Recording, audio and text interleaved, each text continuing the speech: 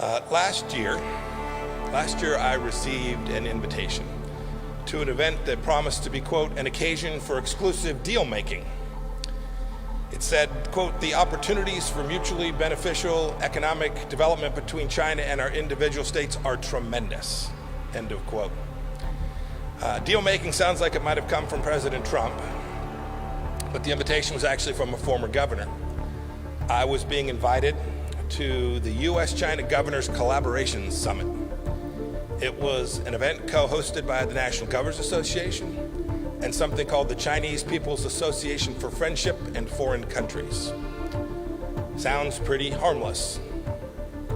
What the invitation did not say is that the group I just mentioned, is the public face of the Chinese Communist Party's official foreign influence agency, the United Front Work Department.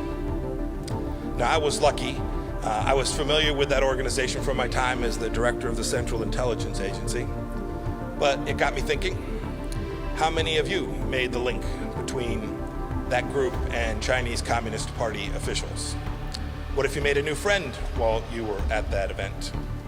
What if your new friend asked you for introductions to other politically connected and powerful people? What if your new friend offered to invest big money in your state, perhaps in your pension, in industries sensitive to our national security? These aren't hypotheticals. These scenarios are all too true, and they impact American foreign policy significantly. Indeed, last year, a Chinese government-backed think tank in Beijing produced a report that assessed all 50 of America's governors on their attitudes towards China.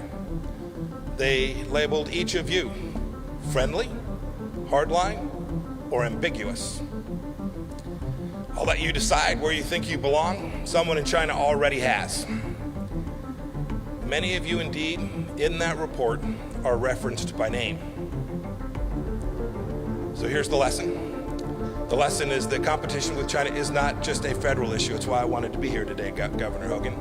It's happening in your states with consequences for our foreign policy, for the citizens that reside in your states, and indeed for each of you.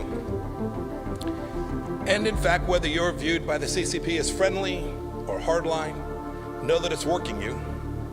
Know that it's working the team around you.